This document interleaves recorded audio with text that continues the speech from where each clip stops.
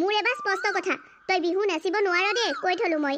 বকুলৰ লগত গা ঘেলাই ঘেলাই এইবাৰ তোক মই বিহু নাচিবলৈ দিব নোৱাৰো। মা তইনো কি কথাবোৰ কৈছ বাৰু? মই বিহু নাচিমেই। কি হ'ল তোৰ? কি কৈছ? বিহু নাচিবি? মই মানা কৰাৰ পিছত তই বিহু নাচিম বুলি ক'বলৈ ক'ত সাহস পালি?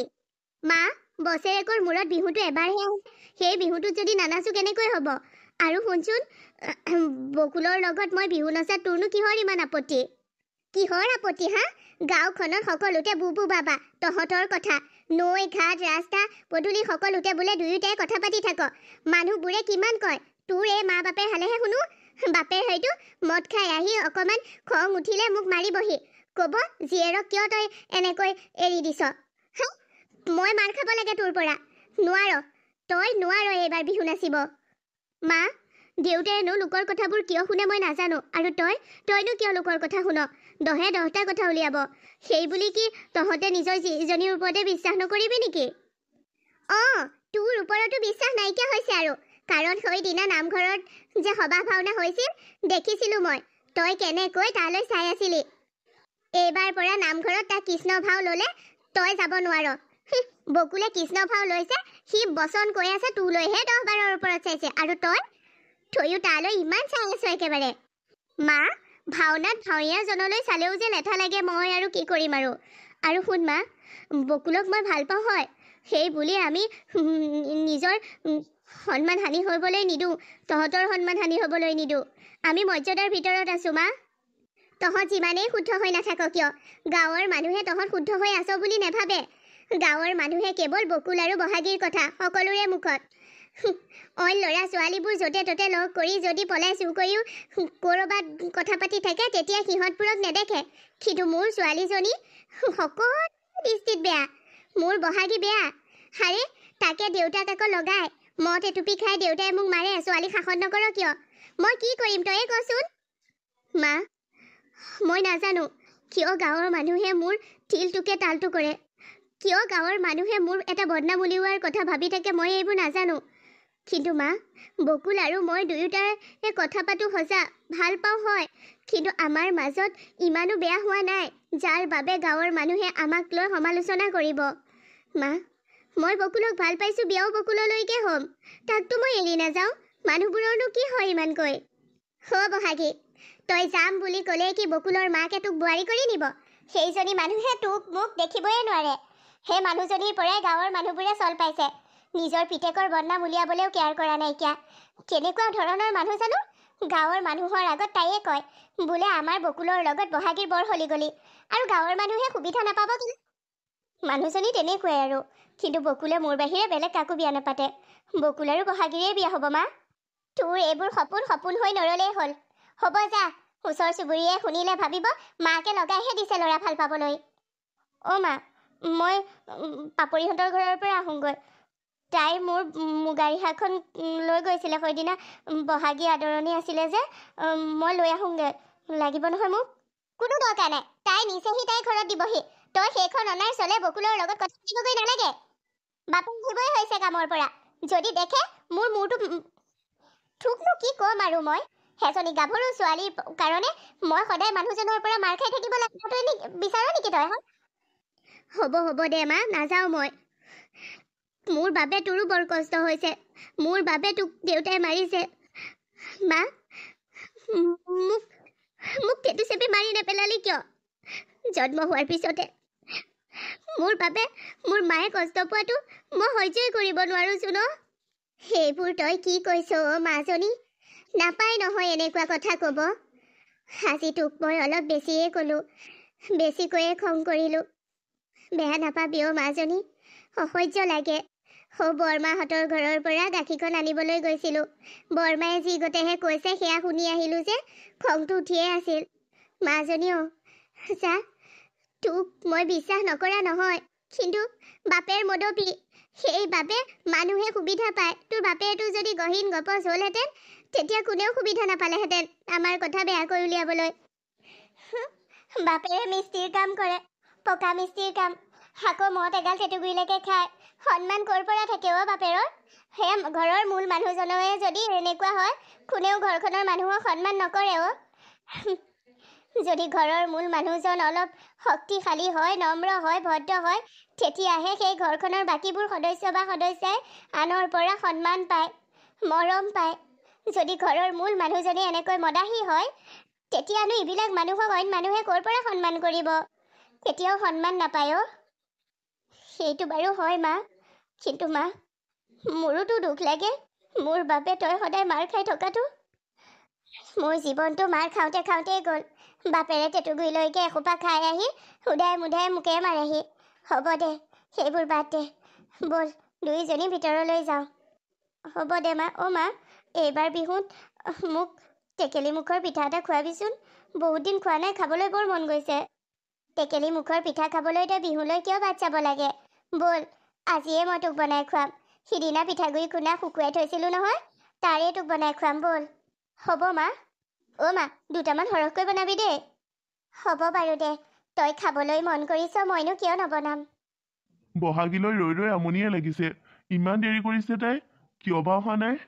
এইবাৰ বিহুত আমাক চহৰলৈ নিমন্ত্ৰণ জনাইছে বিহু মাৰিবলৈ।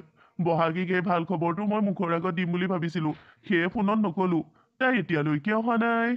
বকুল, বহাগী, তই আহিলি? ইমান দেৰি হ'ল, তোৰ বাবে ৰৈয়ে আছো। কি আনিছ এইটো হাতত? এইটো টেকেলি পিঠা, মানে টেকেলি মুখত দিয়া পিঠা। খা। খাবলৈ যে মই ইমান ভাল পাওঁ, ইমান ধুনীয়াকৈ বনাইছ তই।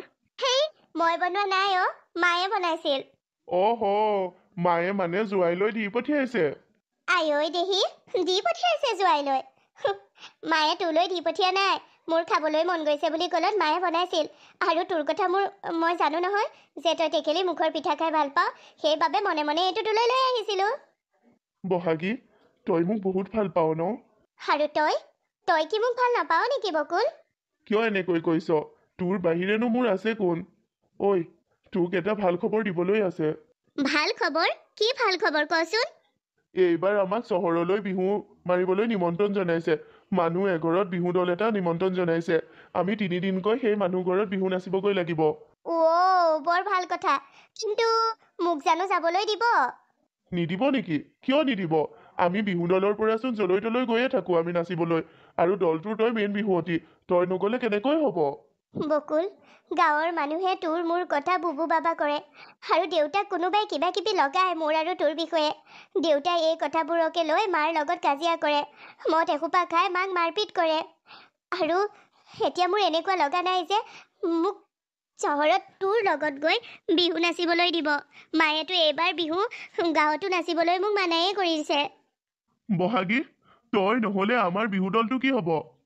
আমাৰ বিহু দলটোৰ নামেই বহাগী বিহু দল। আৰু আমাৰ বিহু দলটো জীয়াই ৰাখিবলৈ তই সদায় বিহু নাচিবই লাগিব। তই এইবোৰ কৰিব নোৱাৰ, তই যাব লাগিব। মোৰোতো যাবৰ মন আছে, কিন্তু কোনো কিন্তু নাই বহাগী, তই যাব লাগিব। মই মাৰ লগত কথাটো পাতি চাওঁ বাৰু। যদি মায়ে পঠিয়াই নিশ্চয় যাম। ঐ, তই নহলে কেনেকৈ বিহু নাচিমগৈ আমি? আৰু সেই চহৰৰ মানুহ ঘৰত যদি বিহু নাচো, এদিনতে আমাক বহুত টকা দিব। আৰু সেইখিনি টকাৰে আমি গাঁৱৰ উন্নতিৰ কিবা কৰিম, লগতে আমি মানে নচাখিনিও ভাগ কৰি ল'ব পাৰিম। হ'ব দে, এতিয়া মই যাওঁ। কোনোবাই আহি আকৌ দেখিলে দেউতাক লগাই গম পাইছেই নহয় আৰু পিছৰখিনি। ঠিক আছে বাৰু, যা। অকল তোৰেই নহয় মোৰ ঘৰতো গালি দিয়ে মোক। মোৰ মায়ে যে তোৰ নামেই নুশুনে। নাজানো কিয় তোক ইমান বেয়া পায় মোৰ মায়ে। হ'লেও মই মাক স্পষ্টকৈ কৈ দিছো, মই বিয়া পাতিলে কেৱল বহাগীকে বিয়া পাতিম, বেলেগ কাকো বিয়া নাপাতো। আমাৰ কপালত মিলন লিখা আছেনে বাৰু? বকুল, মই তোক হেৰুৱাব লাগিব নেকি? সেই দিন কেতিয়াও নাহে। তই মোক আৰু মই তোক কেতিয়াও হেৰুৱাব নালাগে। মই সদায় তোৰ লগত তোৰ সাহস আৰু প্ৰেৰণা হৈ থাকিম। তই আশে পাশে সদায় মোকেই পাবি। গোটেই জীৱন মোক সাহস হৈ, মোৰ মৰম ভাল পোৱা, মোৰ জীৱন হৈ তই মোৰ লগত থাকিব লাগিব বকুল। নিশ্চয় থাকিম বহাগী। যাওঁ দে।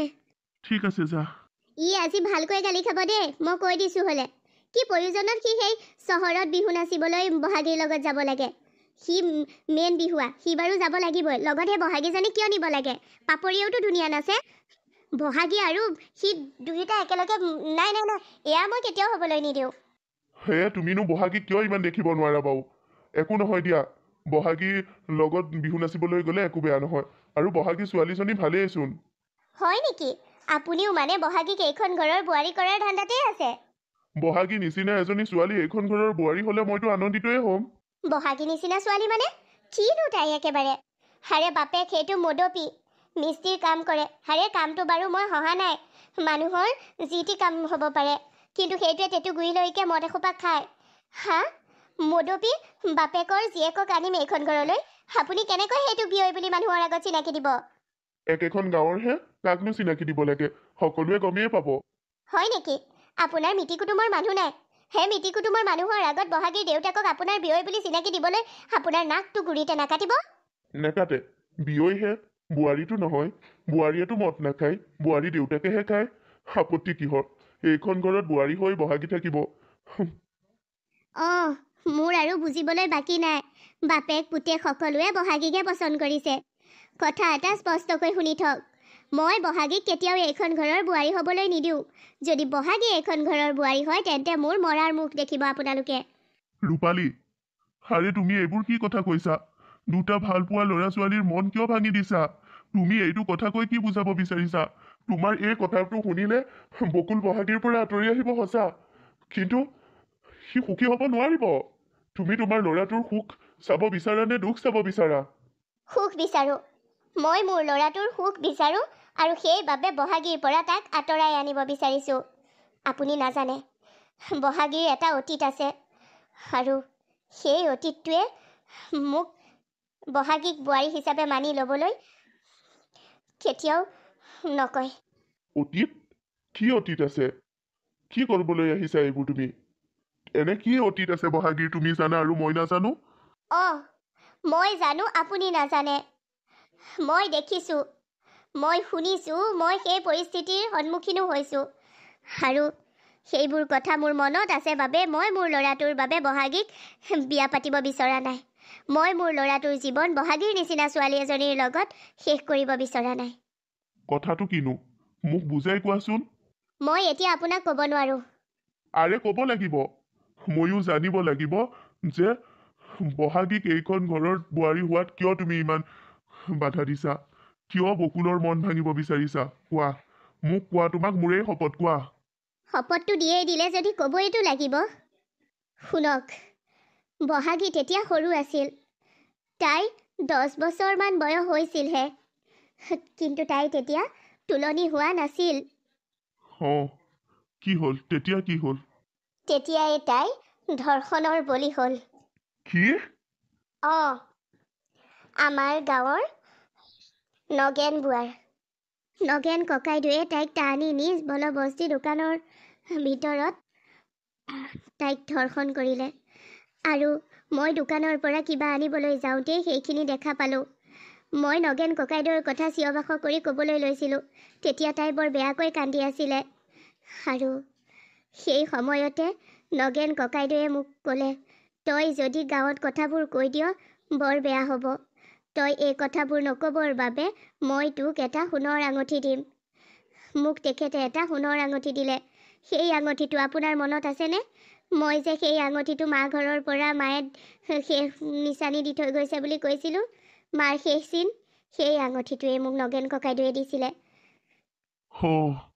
এটা সামান্য সোণৰ আঙুঠিৰ বাবে তুমি ছোৱালীজনীক ন্যায় নিদিলা কি ন্যায় নিদিলোঁ সেই কথাটো যদি মই গাঁৱৰ মানুহক লগাই দিলোঁহেঁতেন গাঁৱৰ মানুহে নগেন ককাইদেউক বাৰু শুধৰণি কৰিলেহেঁতেন সেইটো সঁচা কিন্তু বহাগীৰ এটা বদনাম নল'লেহেঁতেন জানো আৰু সেই বদনামটোৰ বাবে তাইক কোনোবাই বিয়া পাতিলেহেঁতেন নে কেতিয়াও নাপাতিলেহেঁতেন তাইক মই বচাইছোঁহে বহাগীয়ে সেই কথা মাকহঁতক নক'লেনে তাইক এনেকৈ ভয় খুৱাই দিয়া হ'ল যে সেই কথাটো যদি তাই মাক বা দেউতাকক কয় তেতিয়া মাক আৰু দেউতাক মৰি থাকিব সৰু ছোৱালী সৰু মন তাই সেইদৰেই মানি ল'লে এতিয়া সেই কথাবোৰ তাইৰ মনত আছে নে নাই মই নাজানো কিন্তু 10 বছৰীয়া ছোৱালীজনীৰ কথাবোৰ কিয় মনত নাথাকিব হয়তো মনত আছে আৰু তাইও চাগে জানে মই সেইকাৰণেই তাইক মোৰ বকুলৰ পত্নী হ'বলৈ নিদিওঁ গাঁৱৰ মানুহে নেদেখিলে মইতো দেখিলোঁ জানি বুজি কথাটো মই কিয় তেনেকৈ এজনী ছোৱালীক এইখন ঘৰৰ বোৱাৰী কৰিম এজনী কলংকিনী ধৰ্ষিতা ছোৱালী তুমি কথাবোৰ বৰ ধুনীয়াকৈ কৈ দিছা তোমাৰ বাবে তেনেই সহজ কথাবোৰ সেইখিনিয়ে যদি তোমাৰ ছোৱালীৰ লগত হ'লহেঁতেন তেতিয়া তেতিয়া কি তুমি এটা সোণৰ আঙঠিৰ বাবে মনে মনে থাকিলাহেঁতেন? হা? তেতিয়া কি তুমি বহাগীক মানি নোলোৱাৰ দৰে তোমাৰ ছোৱালীজনীকো কাৰোবাৰ ঘৰলৈ বিয়া নিদিলাহেঁতেন? এইবোৰনো কি কথা কৈছে আপুনি? ঠিকেই কৈছো মই। এটা সোণৰ আঙঠিৰ লোভে তোমাক ইমান তললৈ নমাই নিলে, আৰু আজি সেই ছোৱালীজনীক তুমি কলংকিনী বুলি কৈছা, যিজনী ছোৱালীয়ে সেই সময়ত সেইবোৰ একো বুজিয়ে পোৱা নাছিল, তাইৰ লগত জবৰদস্তি হৈছিল। আজিৰ যুগত এই পৃথিৱীত যে তোমাৰ নিচিনা মানুহ আছে, সঁচা কথা কবলৈ গলে কলংকিনী তুমি। অপৰাধ তুমি কৰিছা। এটা অপৰাধ দেখি, এটা পাপ দেখি তুমি মনে মনে আছা অপৰাধ তুমি কৰিছা, ভুল তুমি কৰিছা। অদৰকাৰী কথাবোৰ নকব দেই আপুনি, আৰু এইবোৰ কথা যাতে বকুলৰ কাণত নপৰে। মই সকলোবোৰ কথা জানো মা। তই? বহাগীৰ লগত হোৱা সেই ঘটনাটো বহাগীয়ে জানে।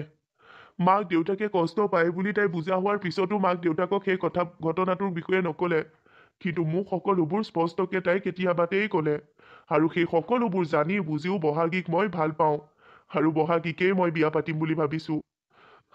তোমাকো স্পষ্টকৈ কৈ দিছো মা, যদি সেই কথাটোৰ বাবে বহাগীক মোৰ পত্নী হবলৈ নিদিয়া, তেন্তে তুমিও ভাবি ল'বা যে তোমাৰ একমাত্ৰ পুত্ৰ বকুল সেই পৃথিৱীত আৰু নাই। বকুল, সেইবোৰ কি কৈছ তই? তেনেকুৱা এজনী ছোৱালীক মই কি তোৰ পত্নী হবলৈ দিম নেকি? কেনেকুৱা ছোৱালী মা? দেউতাই ঠিকেই কৈছে, নগেনতকৈও ঘোৰ অপৰাধ তুমি কৰিছা। নগেনে সেই অপৰাধ কৰি মৰি গল, কিন্তু আজিলৈকে তোমাৰ মুখৰ পৰা সেই কথাটো নোলালে। আজি দেউতাক কৈছা, আৰে সেই ছোৱালীজনীক দিওঁ বোলাহেঁতেন তুমি তেতিয়াই ন্যায় দিব পাৰিলাহেঁতেন। অপৰাধ তুমি কৰিছা মা, পাপী তুমি। বকুল, সি ঠিকেই কৈছে। মা, মোৰ স্পষ্ট কথা শুনি লোৱা। বহাগীকেই মই বিয়া পাতিম, আৰু বহাগীকেই তুমি বোৱাৰী হিচাপে মানি ল'ব লাগিব। এয়া মই হবলৈ নিদিওঁ বকুল। এজনী কলংকিনী ছোৱালী মোৰ বোৱাৰী হব নোৱাৰে। কলংকিনী বহাগী নহয়। বহাগী কেতিয়াও কলংকিনী হ'ব নোৱাৰে। ঐ বহাগী, তোৰ চহৰলৈ যোৱাটো হ'লনে? খুৰী আৰু খুৰাই মান্তি হ'লনে তোক চহৰলৈ যাবলৈ দিবলৈ? পাপৰি, দেউতা আৰু মায়ে পঠাইছে। প্ৰথম মায়ে নালাগে বুলি কৈছিল, দেউতাই ক'লে চহৰলৈ সুবিধা পাইছে যাওক। আৰে মইতো বিচুটিয়েই খাইছোঁ। সেইকেইদিন দেউতাই মদ খোৱাটোও কমাইছে জাননে? আৰু দেউতাৰ কথাবোৰো যেন আগতকৈ বহুত ভাল হ'ল। মোৰ প্ৰতি দেউতাৰ মৰমটো যেন আগতকৈ বাঢ়িলে এনেকুৱা লাগিছে। মই বৰ ভাল পাইছোঁ। মাকো গালি পাৰি নাথাকে আগৰ দৰে। মদ খোৱাটো নিজেই কমাইছে।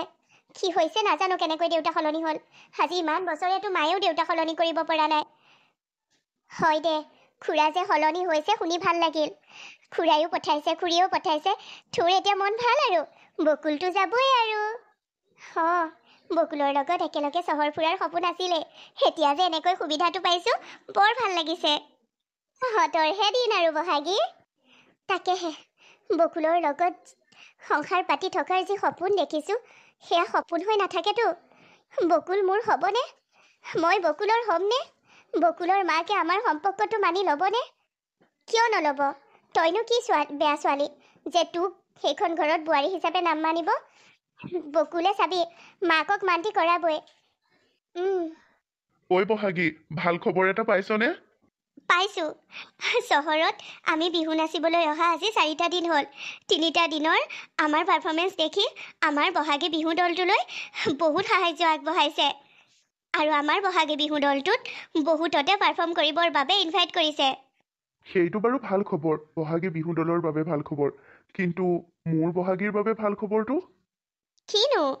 অৱশেষত মায়ে ভুলবোৰ বুজিলে, আৰু মোৰ মা আজি গৈছে তহঁতৰ ঘৰলৈ, আৰু আমাৰ বিয়াৰ প্ৰস্তাৱ আগবঢ়াইছে। এই বহাগতে তোৰ মোৰ বিয়াৰ কথা। কি? বহাগী, হয়। মোৰ মায়ে তোক আঁকোৱালি ল'ব বোৱাৰী হিচাপে, আৰু তহঁতৰ ঘৰত গৈ আমাৰ বিয়াৰ প্ৰস্তাৱ দিলে, আৰু তহঁতৰ মা দেউতাৰ আমাৰ বিয়াত কোনো আপত্তি নাই। দুয়ো ঘৰৰ মা দেউতা লগ লাগি আমাৰ বিয়াৰ তাৰিখো চোৱালে। এই বহাগৰ 25 তাৰিখে তোৰ মোৰ বিয়া। ইমান সোনকালে? কি হ'ল বহাগী, তই মোৰ হ'বলৈ সোনকাল হৈছে বুলি ভাবিছ নেকি? তেতিয়া নালাগে দে। বকুল, সেনেকৈ কিয় কৈছ? কেতিয়া মই তোৰ আপোন হওঁ, কেতিয়া তোৰ কাষত থাকোঁ সদায়ৰ বাবে, সেয়াতো মই ভাবিয়ে আছিলোঁ। চহৰলৈ আহি বৰ ভাল খবৰ এটা পালোচোন। হয়, বহাগী বিহু দলৰ বাবেও এটা ভাল খবৰ, আৰু এই বহাগীৰ বাবেও গোটেই জীৱন সলনি কৰি দিয়া এটা ভাল খবৰ। মায়ে ভুলবোৰ বুজিলে যে কলংকিনী তই নহয়। মায়ে সেই তেতিয়া কৰা পাপৰ প্ৰায়চিত্তও কৰিব বিচাৰিছে তোৰ ওচৰত। মায়ে তেতিয়াই যে কথাখিনি কাকো নকলে লুকুৱাই ৰাখিলে, সেয়া ভুল অনুশোচনা কৰিছে এতিয়া। ভুলৰ অনুশোচনা কৰিছে মায়ে। হ'ব আৰু সেই অতীতটো কোনেও নাজানে, সেই অতীতটো নজনাকৈয়ে থাকিব লাগে। অৱশ্যে মই মোৰ মাক ক'লোঁ, মায়েও দেউতাক কথাবোৰ ক'লে। দেউতাহঁতে এতিয়া ভাবিছে যে ইমান বছৰে কি হ'ল, কিয় মই কথাবোৰ লুকুৱাই ৰখা নাছিলোঁ। আৰু যেতিয়াই মায়ে মোৰ লগত অতীততে হোৱা সেই ঘটনাটোৰ কথা দেউতাক ক'লে আৰু মই ইমান দিনে যে লুকুৱাই ৰাখিছোঁ সেই বিষয়েও দেউতাই জানিলে, দেউতা সলনি হ'ল। দেউতাই আগৰ দৰে মদ নাখায়, এনেই অকণমান চাহৰ দৰে আবেলি খায় আৰু, কিন্তু আগৰ দৰে এনিটাইম মদ খাই নাথাকে। দেউতা বহুত সলনি হ'ল। মই গম পাইছোঁ কথাটো। মোৰ মায়েও সেই সময়ত সেয়া ভুল কৰিছিল। তই তেতিয়া নজনা এজনী সৰু ছোৱালী আছিলি, কিন্তু মোৰ মাটো জনা বুজা মানুহ আছিল। হ'ব দে বকুল, যি হৈ গ'ল গ'ল আৰু। এতিয়াতো তই মোৰ হবি আৰু মই তোৰ। চিৰদিনৰ বাবে বহাগীৰ বকুলৰ হ'ব আৰু বকুল বহাগীৰ। তই ঠিকেই কৈছ বহাগী। তোৰ বাবে এই বকুল সদায় থাকিব তোৰ সাহস, প্ৰেৰণা আৰু মৰম ভালপোৱা হৈ। আৰু এই বহাগীও বকুলৰ অবিহনে আধৰুৱা।